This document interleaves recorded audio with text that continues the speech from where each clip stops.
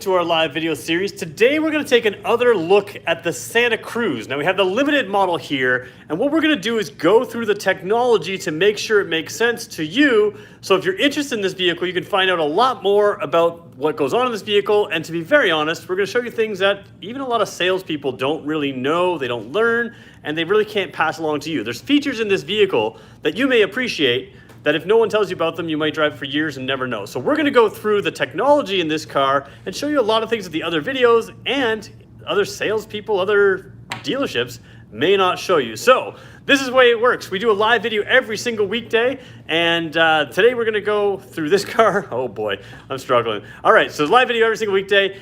If you're looking for the content of this vehicle, we are going to start that at the 3-minute mark of this video. In the meantime, we're going to go over some news, some notes. We're going to talk about what's coming up this week and what we've just done, which is both kind of exciting for a lot of you. And we'll also show you, if you want, how to join our live videos. So go ahead, skip to the 3-minute mark if you like. And if not, you can join us right now as we go through how to join us live. Right over here is our YouTube page. If you go there on a weekday, it's exactly 2 o'clock on a weekday. You can refresh this page, 2 o'clock Eastern time, and the main video that we normally have down in this section disappears, and you'll see that little live tab. You click in that live tab, and you will see an ad. Once you're finished with that ad, we'll launch into our live video, and I also have to run a real quick ad ourselves. If you want to if you're looking to buy a car in Ontario, connect with me. You can connect with me after this video through the link in the description that I'll put there as soon as we're done. And I will connect you up with our team in Brantford Hyundai, Brantford Kia, or Owen Sound Hyundai. Those are the 3 dealers that support this channel, and they will take care of you as if they were taking care of me and my family. So that's how we'll do that. All right, 1 minute to go before that 3-minute mark. So we just launched a video. We've been talking, let me skip the ad down here so I don't have to watch it. There we go. We just were talking earlier this week about the Sorento PHEV. We know we're going to get the Santa Fe PHEV as early as October, so that's very soon now as well. We'll talk about that car. We know the Tucson PHEV is on the way.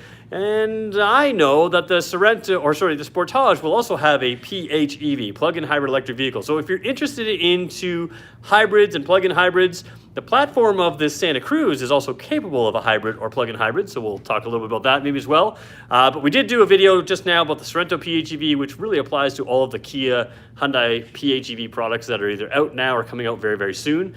You may be interested in that, you may not be. So because we were talking plug-in hybrids earlier in the week, tomorrow we're going to come back to the Tucson, which is also a hybrid, and talk about the differences between hybrids and plug-in hybrids, the technology and that kind of thing. And what's interesting is the Tucson is actually the same basic interior, at least driver seat wise, driver, front passenger, as this vehicle today. So we'll talk about those. All right, you may have noticed that vehicle is pretty dirty. Here we go. Hey everybody, it's Peter from the Kia Hyundai channel. This is the Santa Cruz, things other videos don't show you. So first thing they don't normally show you is a dirty vehicle. It's dirty for a reason. So anybody who's saying to me, hey, you should have cleaned that vehicle, you're right, I should have. But when we do a video every day, we get to do different things. We don't have to have it perfect for you guys, and sometimes not having it perfectly clean is kind of helpful. So let's go into this video. I'll flip the camera around. I got a little Band-Aid on my thumb today. I cut myself there, so every time I try to flip the camera around, I'm gonna have trouble because I usually use my left thumb to do that. So bear with me today if I'm struggling with my flipping the camera. First thing I just want to show you is the key fob. You've probably already seen this key fob in a whole bunch of the other videos, but because I want to keep it in my pocket the rest of the video, I'm going to make sure that you see it now. You can hold that button there. That button is drops the tailgate down. And again, most of you realize that if you've seen this other videos, when we hold that button down, we do have a soft open tailgate. So just kind of a nice function there. You can drop that from the key fob. You can also remote start the vehicle. So you can hit the lock button, hit the remote start, and then you will have the tailgate being open. The other thing that not every video shows you, we have shown you before, if the tailgate's down like this and I want to lock the vehicle, when I lock the vehicle, this, let me just show you this here. When I lock the vehicle, this trunk will be locked and closed. So just so you know, somebody is driving this vehicle right now, guys, so you're gonna see a few things in this vehicle that look like it is a personal vehicle, and that's because it is. So again, if you have the trunk closed like this, and you lock the vehicle right now, even if the tailgate's open, that trunk will not be able to be opened. A lot of people think that the tailgate has to be up to keep that trunk locked. That's obviously a good way because you can't reach the control, but that is not something that has to be locked. Now, just while we're looking at security, this, if the tailgate is open, will not lock, and neither will that. So you're gonna keep things in there that aren't super valuable, and you're gonna be perfectly fine. Those of you that don't know as well, the little lights on the side here, right there, as soon as I open the trunk, they turn on. You have one on each side and you have one up the top. I think this is well designed because it's not through the sides like other trucks. It's nice and underneath. So of course that one will light up the bed when it's open. These ones will light up the bed, but they'll also light up the trunk area. You can see the light is shining across here, and that does give you light into here. So again, those are things you've probably seen before. Let's close the trunk up. And I don't know if anybody, most people I think know how to lock the tailgate now. The tailgate itself does not actually lock in the traditional sense. What it does have is this little knob right here, which if you can see it says lock. All that does is disable the handle. Once that's locked like that, then I can't open this as long as I've locked the vehicle and that's there. So again, probably things you knew, but let's just cover a few things that you may or may not know as well. One thing you can see, I don't know if you can see the dirt on the vehicle. I feel like you can. Definitely a dirty vehicle. So you can see, you know, some things in here. These wheel well type settings, the reason they're plastic is not just styling.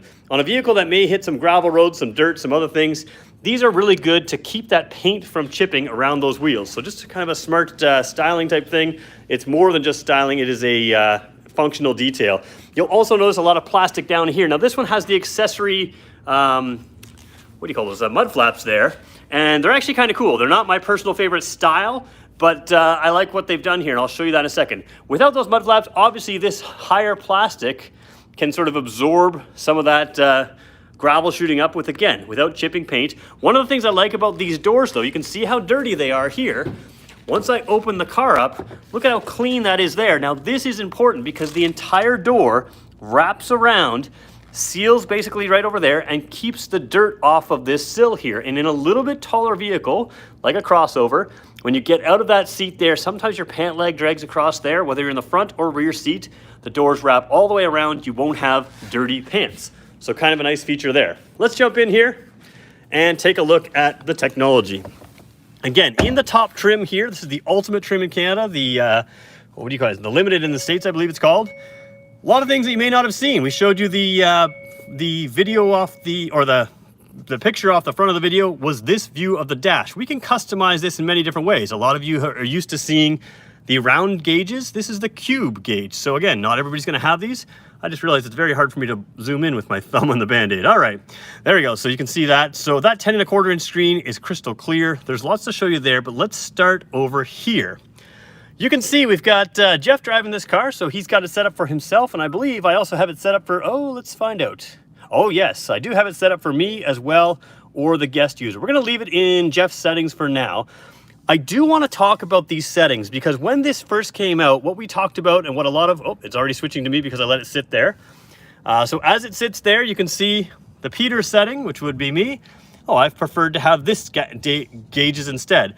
So what I want to show you though is these multiple user modes. When we first came out with them, actually we'll quickly discover this because it's going to show up a lot.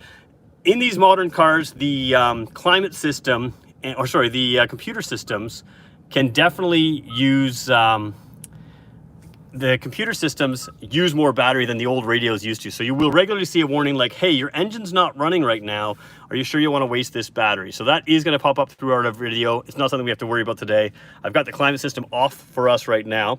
Anyways, the user modes, the reason you want to use these user modes is because this system here, you can set up not just your radio presets or other things, the map view, safety systems of the car, and that's one of the things we're going to cover today. If you want to set up this car to have certain safety systems, certain alerts earlier than somebody else, maybe you want safety systems on, that's the other co-driver does not want on. A lot of those systems, in fact, almost every system, can be customized in here. And that's why it's important to switch the drive modes. It's not just about having your favorite radio presets. You can really customize this vehicle to work the way you want it to work. And if you have a second driver, they can switch to them and you can switch things up. And I'm going to show you a few items in here that you may not be aware of that would make a big difference. So again, we're going to keep it as Jeff has it. What Jeff actually used to have is he has this view here. This is one of my favorite views as well. He usually keeps it on his map. and has the 1/3 of the screen up in, for instance, his stereo, his radio system. You can also see, you can make it navigation, you make it a clock, you can make it all kinds of different things, weather information. We are indoors, so we can't see all of this stuff. But that's sort of the common way that I like to have it as well. It gives you a nice clear screen. But there's lots of other ways to do it. And of course, I'm playing with his car, so I'm clicking around in here. We're gonna go to the setup screen over here. Oops, helps if I actually hit the right button there. I swiped across there. There we go. We're gonna go to the setup screen here, and we're gonna go to the vehicle setup over here. And we usually start at the driver assistance, but I'm going to start at the bottom just because there's some other things that I usually don't get to that I want to start with on this type of thing. So we're going to go down to the convenience features right here. Wireless charge system. So we know, of course, in this car, you can set your phone right down there. Ambient lighting can be changed. We'll show you that. Right now, it's sort of a purpley color. But you can set your phone down there and it will wirelessly charge. If you want to set your phone down there and not have it always wirelessly charging, or set something down there that you don't want the wireless charger to be on, you can just click that checkbox. The other reason that your wireless charger may not be on is if you have a door open on the car. Sometimes we demonstrate these vehicles, you have a door open. For whatever reason, if the door's open, the wireless charger doesn't work. Don't know why, doesn't make sense to me either, but that's the way it is. Rear occupant alert. This is one that I would turn off for me. Every time you close the doors, turn off the vehicle, it's gonna say, hey, check the rear seat. It's a redundant thing. Obviously, we know why you would wanna do that. It's a very good safety feature if you've got young kids. I don't have kids that are that young, so I would click that off for me. So every time I turn off the car, it doesn't say, hey, check the rear seats. Some of the door systems, when we unlock the doors, we can double tap to unlock all the doors, or we can just do a single tap to unlock just the driver's door. Jeff has it set up here so that when he taps a single tap, all 4 doors unlock. And I like to do that as well, so that's kind of a nice thing. And you can decide when the auto unlock happens. You can do it when you shift auto lock, when it enable it based on speed or based on park. Usually what I do is when you put the car in park, it unlocks. When you take the car out of park, it locks. That's sort of the standard way, and that's kind of a normal thing. We're gonna get to some more advanced stuff in a second here, guys. One touch certainty, ambient lights. Let's go ambient lighting. Because this is the top line version, this vehicle actually has 64 colors of ambient lighting. Now you can link it to the drive mode if you want. You can change the brightness if you want, but you can also go down to the color. And here's your 64 colors. It's not 64 yet. Basically, this is the same as the other vehicle. The lower trim levels, if you have ambient lighting, will have the same types of colors that you see here. The difference right here is we have a custom color. When you go into the set custom color, the color wheel doesn't show up perfectly on camera. Actually, it's doing pretty good today. You can choose any color you want. So Jeff's got it kind of in that purple setting right now, and we can customize that as well, which just makes it kind of cool. You can see it in the doors over here. You can sort of see that purpley light in the door cup holders there. You can see it in the center console here. So based on your mood, maybe you have a favorite child. Maybe you have a child with a favorite color. You might also have a favorite child, and if you do have a favorite child, don't tell anyone that that's your favorite child. Not even that child. It's a bad idea. Just, I don't know. Trust me how I know that. Anyways, the point is, if your child has a favorite color, or somebody else you're driving with has a favorite color, you can customize it all up. It's kind of a cool way to do things. And again, you can link that to the drive mode. So just kind of a cool way to do things if you want. Going to the seats, heated and ventilated features. This is a big one here that I think is really important. You click into here, you can set it up so when you start the car, so in other words, when I hit the start button, the steering wheel warmer will come on if it needs to, and the the seat heater will come on, or seat ventilation will come on. So basically what it's gonna do is it's gonna have a sense of what the temperature is inside the car versus outside, that kind of thing. And the auto temperature control will say, hey, you want it to be 21 degrees in this car. It's currently 14 degrees in this car, or 2 degrees in this car. So then when you start the car, it's gonna say, hey, I'm gonna turn on your heated steering wheel and your heated seat. Same thing if in the middle of summer you get in the car, it's super hot in the car. It knows to turn on your air conditioning for you, so why not have it set up to turn on your ventilated seat as well? And if you're like me, you get in a car without this function, and the first thing you do in the summer is, in a car with ventilated seats, start button, ventilated seat. First thing you do in the winter, start button, heated seat, and heated steering wheel. Those are 3 button presses that can be turned into 1 on this car. So again, you can set it up so when you hit the start button, your heated seat comes on, or your ventilated seat automatically, and your heated steering wheel comes on if it's the right temperature. So that's something that I highly recommend, and Jeff hasn't got it set up like that yet. I should tell him about that. All right, back to the climate system. A lot of different climate systems in here that kind of do some cool things. Recirculate the air. You can activate it upon washer fluid use, which is pretty cool. So instead of sucking in outside air with that alcohol smell on your windshield, you can activate that. But here's the really cool one. Recirculation Mode Plus. It uses navigation information to prevent bad gases and odors from entering the vehicle at known locations. What are those known locations? I have no idea. I live near Hamilton, Ontario. Hamilton, Ontario's got a reputation. But I'm betting in that area, lots of industrial areas right near the lake, sometimes the air's not great there. Perhaps perhaps they'll be able to recirculate the air automatically in those locations, so you don't smell those stinky areas, which is pretty cool. So that's something that a lot of people don't know of. What does Jeff do at the dealer? I heard you mention him a few times in videos. Jeff is the general manager of Brantford Hyundai. So him and I work together closely, and he lets me use his car anytime I need to, which makes him pretty awesome in my books. He's also great to work with, and if you send me a lead and you're in the Southern Ontario area, I usually deal with him directly, and that means you're dealing with the general manager as well. So if you're looking to buy in Ontario, Jeff's the guy. All right, so again, that's a pretty cool function. The car will sense, hey, there's some pollution in the area, according to my navigation area. Let's just make it recirculate the air instead. Automatic ventilation, you can auto dehumidify, auto defog and defrost, that kind of thing. So you can do all of these types of things. How long does the engine run when you use the remote start? Oh, I think that's settable. I think most of them have sort of agreed to set it to 10 minutes or less. I think it can go 3 minutes to 10 minutes on the app. So it will depend, and that's plenty of time to warm up the engine, warm up the vehicle itself. So yeah, good question. How long does it take to do that? Again, automatic defog, defrost, you can set all those things up, and then the heated ventilated features down here is automatic controls. So again, steering wheel, oh, sorry, we just did that one. Maybe we should go up. So maybe we missed that. Oh, it's the same type of thing. So seating area and that kind of thing. So again, the climate system is worth going through the functions here to just set everything up to be automatic. Why touch buttons when you don't have to? And again, anybody who's complaining that this is not buttons instead of, or it needs buttons instead of everything else, if it needs buttons, then you're probably not setting it up right. Set it to auto, pick the temperature you want, set up all the automatic features, and it's going to blow air where you need it at the temperature that you need it. So there's no real need to touch those buttons. And anybody who's complaining about those buttons missing, then they probably don't understand the car. The volume knob we've talked about before. We'll talk about that again in a second. Coming through here, we've gone climate. Cluster is pretty cool. This is what he's done. So illumination, you can set that in never different ways. Oh, and I should point out, if you've never joined us before, we're going to take your questions. We're going to do that in a couple minutes here. So it's 17 minutes in this video. By 19, 20 minutes for sure, we will take your questions. So feel free to ask them. And while we're at it, we're at 26 likes. I feel like we can hit 50 today. So let's see if we can hit 50 likes today. And we'll get to your questions in just a second here. Going through here, the illumination of the cluster, you can set it for quite high or quite low. And again, that's just going to set this brightness. This is a display screen now. So changing the brightness might matter more than on some of your other cars. But again, you can really set that up. You can also set it to adjust automatically, daylight, night. I would highly suggest automatic. That was the best way to go. Jeff likes it fairly dim, and that's fine. Link to cluster illumination control, so you can link some of those things there. Blue light filter. If you're the kind of person that doesn't like to look at blue light, you can set that for your screens in here. Screensaver is not as cool as it could be. Digital clock, analog, or nothing. So basically, when you turn the screen off, you can do that. Sometimes to do that on a dark road, you can take the screen right off, and that's just less distractions, less visible, less things to look at. But I feel like it'd be cool if you could do a real screensaver, not just a clock.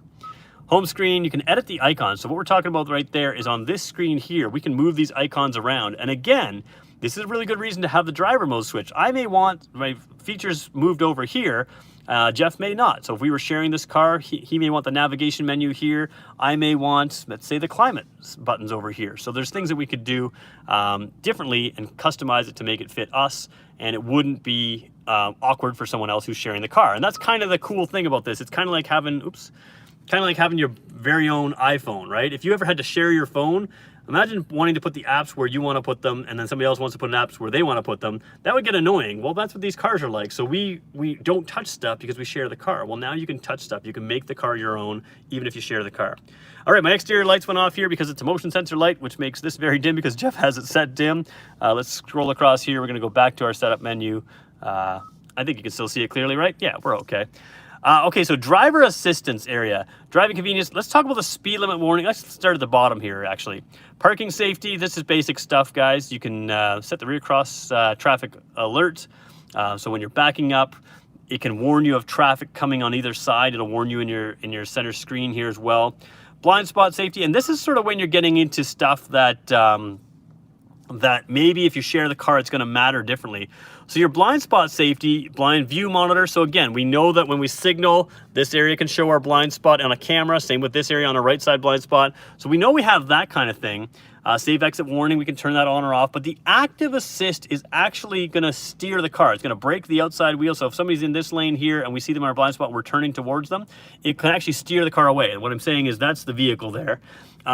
So when you have something that actively steers the car, not everybody's going to want that. Maybe one driver does, another driver doesn't. I do recommend keeping them on. There's certainly safety, but some people will want all the blind spot safety stuff off. Some people want warnings only. Some people want the active assist. If you're paying for the active assist, I highly recommend using it. It's excellent. Same thing with lane safety, same kind of thing. Lane safety is just the warning only. So Jeff has it set up to beep at him, but not to steer himself back into the lane with the lane keeping assist.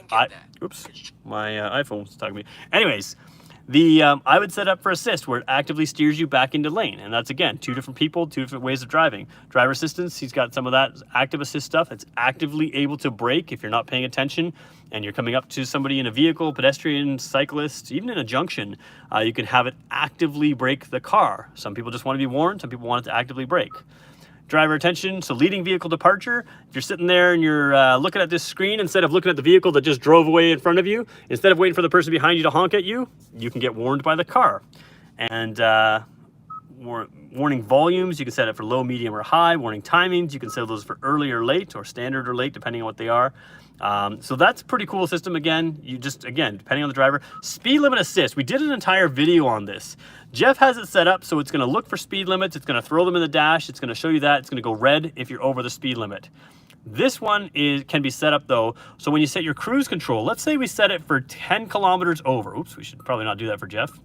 Let's say we set it for 10 kilometers over, and we hit the speed limit assist. Well, now when we put it in cruise control, it's going to know your speed limit on the road by looking through this camera, that camera out the front window, looking for speed limits, and through navigation information, and it's going to see, okay, the speed limit is 80 kilometers an hour, and you set the cruise control for 10 over, it's already automatically going to go for 10 over. A single tap of that, once you're set up in cruise control, can bring it to, for instance, the speed limit, or the way we would have it set up is 10 over. So right now, a single tap, if we had the speed limit assist, would set it for exactly at the speed limit. If we're going to set it for 10 over, and then same thing over here, the speed limit, let's say you're on cruise control, it's 80 kilometer an hour road, you've got it set for 10 over, so your cruise control is going 90 kilometers an hour. Now let's say the speed limit goes to 100 kilometers an hour.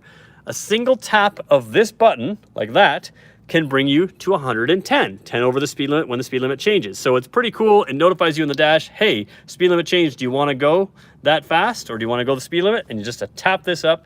It's a pretty cool system that works really, really well to, help you adapt. All right. Gone a little overtime before the question period. Let's jump out for questions. We got to 35 likes so far. Let's turn the car off for a second. I got to go walk by my motion sensor light for a second here. Come on, lights. All right. There we go. Lights are on in the room. We're still going for, I think it was 50 likes. So let's see if we can get there. Again, I understand that these videos kind of boring, but if you're looking at this vehicle, sometimes you're ordering this vehicle and you'll never get to see it. Or you test drive it once and you never get to test drive it again until your vehicle shows up. These are really helpful videos for some people, and they've told me to keep doing these videos, and that's why we're doing them. So you guys can let me know if you think it's worthwhile or not. I can handle it if you're not, if it's not your thing. All right, so there we go. Actually, you know what? We're going to look at me because the vehicle's too dirty to look at. Let me go through your questions here. If you haven't asked them, start asking now because they do take a second or two to get in. Explains why he gets the fancy new one. Yeah, Jeff does get the fancy new one, and he's the general manager. Okay, somebody says, for $41,000 price tag on the Santa Cruz, I will buy the Chevy with the V6. I own a Chevy with the V6, perfectly fine vehicle. Not as nice as this, in my opinions. This one has way more technology, and I think that's why people are tuning into this video. If it's not for you, that's cool. I mean, there's lots of cars out there, so I'm not offended when people said I want a different vehicle. That makes sense. Lots of people like different kinds of vehicles. All right. Okay. When are you going to load that Santa Cruz with 4x8 sheet of plywood? I don't keep 4x8 sheets of plywood in my office, but it can be done. I will do that sometime. I think Owen Sound Hyundai did that for some of their videos, so you can check out our Owen Sound Hyundai channel. They may have that on their Facebook page, actually. They're pretty good with that. What are all the Hyundai models, those user settings available on? Okay, so the user settings, so when you set the profile, basically if you have a 10.25 inch screen, you've probably got those user settings. There are some cars, I think the Veloster N right now in the 8-inch screen has user settings as well. Again, I highly recommend if you do have them and you want to go through and do something with or customize the car, that you do set up those user menus, just to even give the second person the name. Like, let's say it was myself and Jeff, right? Call it Jeff and call it Peter. That way when that person gets in, they can just hit Peter or Jeff or whoever that person is, and they can know that that settings is for them. And that way when you customize things, you're not changing their settings, which I think is just a really smart thing to do. Like I said, it's more than just radio presets. It's the climate preset. So if Jeff likes keeping his car at 23 degrees Celsius and I like keeping it at 21 degrees Celsius, just tapping that button alone will bring everything over the way I like it. The climate system, the safety systems, a lot of that stuff. Anyone make a camper top for it? I don't know yet. That'd be cool. I think it'd be fun to see some stuff like that. And how is the suspension? Is it comfortable? Great question, and yes, surprisingly comfortable is what I thought. You could make a vehicle like this more truck-like in its ride, but they didn't. They made it really handle well. It corners really flat. It absorbs bumps really well. And again, we talked about why. These are self-leveling rear shocks, so when you load it down, it's not going to be buried on the suspension. It's going to level itself out. When you drive around the block and within a kilometer, it'll level itself out. And that really helps maintain the ride quality even when it's loaded. We looked at the sticker on this the last time we had it. When you look at payload capacity, if you do this in a mid-sized truck, this has more than my Chevy Colorado V6 crew cab, long box, you know. The 1411 there in the center of your screen is the actual payload capacity. So this vehicle can handle the weight. And when it does, it still sits there and levels itself out. It doesn't have leaf spring rear suspension. And if you look at leaf spring rear suspension, they used to use that in horse and buggy days. They're still using it on modern pickup trucks, but not so on this one. So yeah, so it's a very comfortable ride. How many users can you have? That was that user menu setting. That's a good thing. They say 2, but technically it's 3. So you can have driver 1, driver 2, and guest. You can rename driver 1 and driver 2. I don't think you can rename guest. Although maybe you can. I have to try that sometime. So 3 settings for sure. Guest, I would say leave it as the factory defaults for most people, or you can set it whatever way you want. And then driver 1, driver 2, so up to 3 settings. If you had 3 people driving it, you could customize it. And then again, beyond that, you just share the system. Does it have a locking gas door? Yeah, this is a popular question. So let's show you. Lock the vehicle. Oh, come on. Oh, I can't use my band-aided finger. There we go. Lock the vehicle, so it's locked right there. Can we get into the gas door? Of course we can't, right? You can't pry it open. You can't push it open. So now I'm going to unlock the car, and now I push it, and there it is. It's open. So absolutely, it does have a locking gas door. I've seen people say in the past it doesn't. It absolutely does. Someone says all-wheel drive, four-wheel drive, or both. It's an all-wheel drive system. We should talk about that, and we'll do that right now quickly with the terrain mode system. If you are American, you're going to be upset. Canadians get a better system than you do, so let's talk about the all-wheel drive system really quickly. So first of all, when you change, let's just talk about it overall. A lot of systems that are front-wheel drive bias, which is what a lot of lazy car reporters say, this is a front-wheel drive bias system, and that's it. What those systems usually do is the front wheels have to lose traction before the system goes to the back. That's not what we have here. This one has front and rear wheels are always going to start together, and as it senses that it has traction, it's going to move power from the back to the front. So you have good traction. Now, drive modes, not just terrain modes, but drive modes can also determine how much power is front and back. So for instance, smart mode, I believe it defaults up to 100%, or let's say 95 and 5. In like the normal mode, I think it's 65, 35, it can vary. And in the sport mode, it can go different again. But the point is, it varies within a range, right? So sport mode can go full 50-50. Smart mode may not do that, but again, smart mode can put it in sport mode. So normal mode, that kind of thing. So there are various ways you can do that. And I'll probably go in that in more detail in another video. But let's show you your drive modes and terrain modes. Because again, if you are an American, you don't have this. And I think it's worth pointing out that us Canadians are luckier or more fortunate, or whatever way you want to put it. You guys here have a lock button, which essentially artificially locks all wheels together. Now, if you turn the wheel real sharp, it will unlock it, so you don't have that wheel skip that you would have in a true 4x4 truck. We have drive and terrain mode, so we're going to move up and down our drive and terrain modes, and Jeff's got some crumbs in here. Nice, Jeff. Good job. I've talked about eating in his cars. Anyway, so we're going to show you right over here. This is the four-wheel drive bar graph, and I'm trying to zoom in, but my Band-Aid doesn't let me touch my finger. There we go.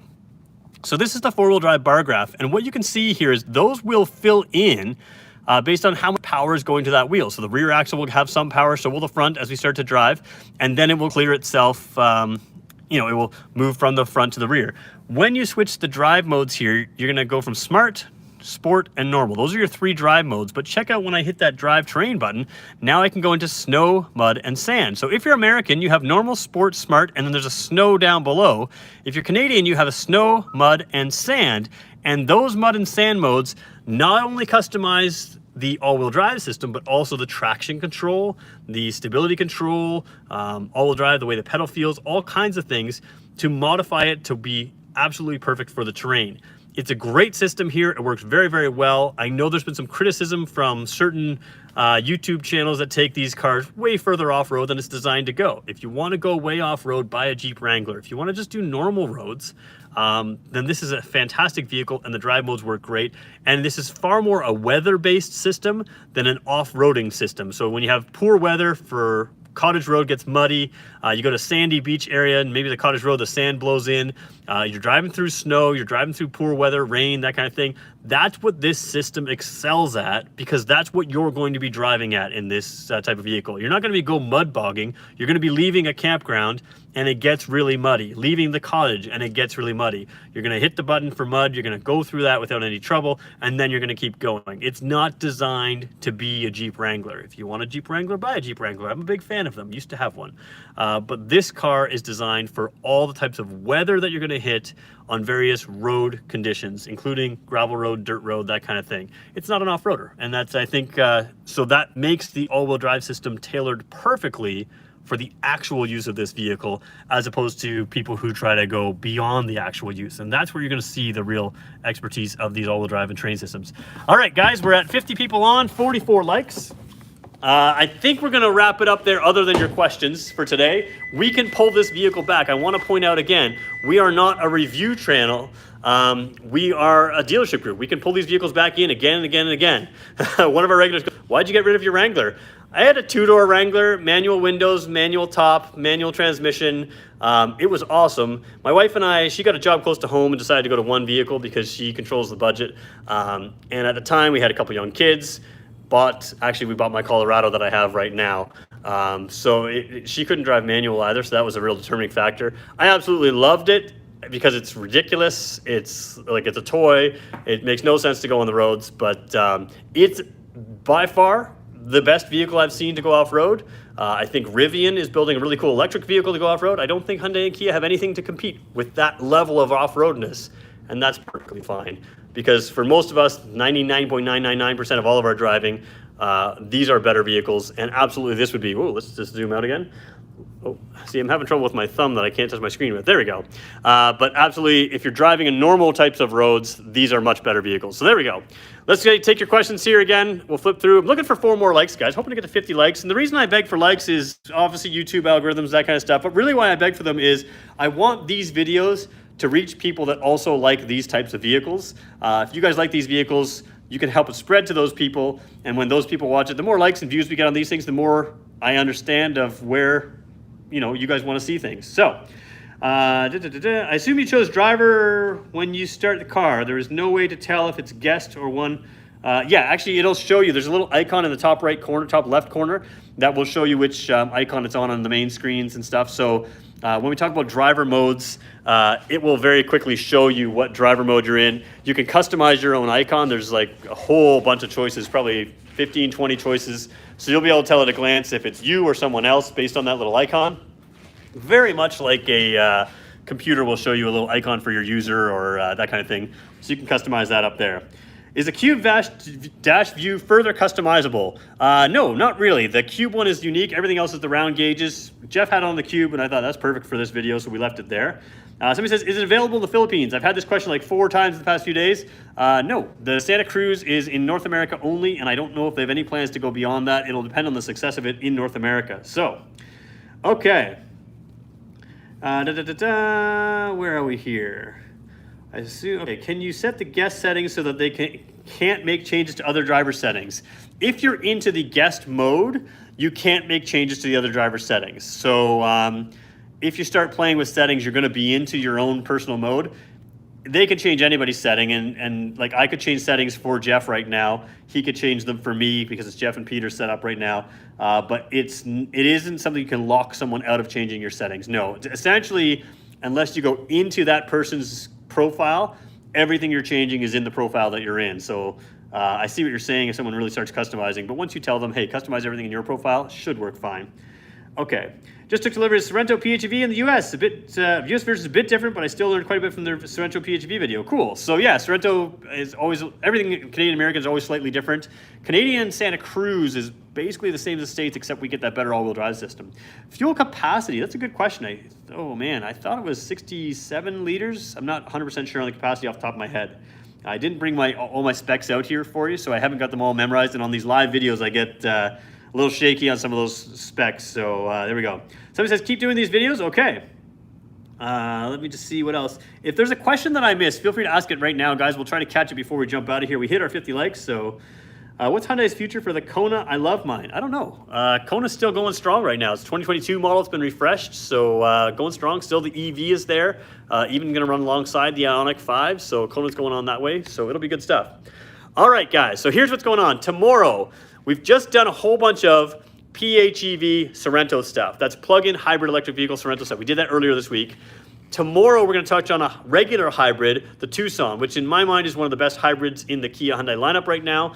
We're going to talk about that, and we're going to see some differences and similarities, even though the front seats and the dash is almost identical, because they have different powertrains in this car.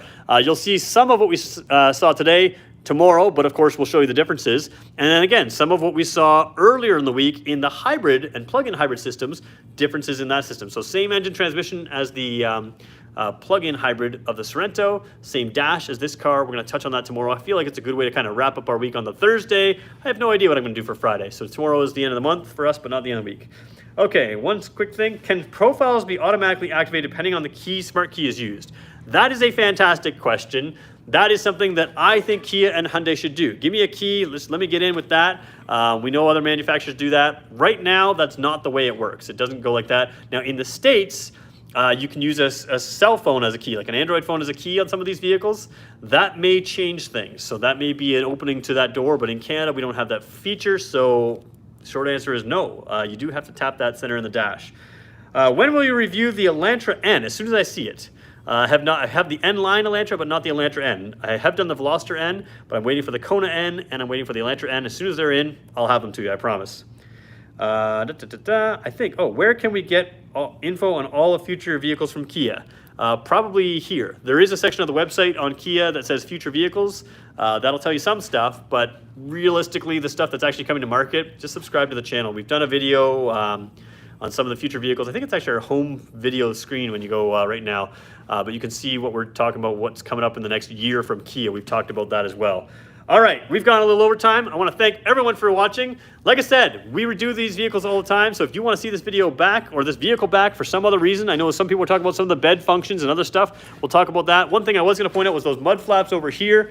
Again, they're not always my personal favorite, but I think they make a lot of sense. You can see Jeff drives through some mud here. They really catch that mud, and it keeps it from going there. Where I think it's really useful is you can see here, if you're towing a trailer, they would catch it and keep it off. But these look like hard plastic. They're nice and floppy. So these are sort of the floppy style ones. And yeah, they work very well if that's what you want. Again, not my personal style favorite, but I think for a lot of people, they make a lot of sense. And they're a little different than some of the other ones do. So we'll show you that. All right. Somebody says, thanks, Peter. Looking forward to tomorrow's review. And I think on that, we'll say thank you as well. We got to 50 likes. I appreciate all of you. We'll talk to you again tomorrow.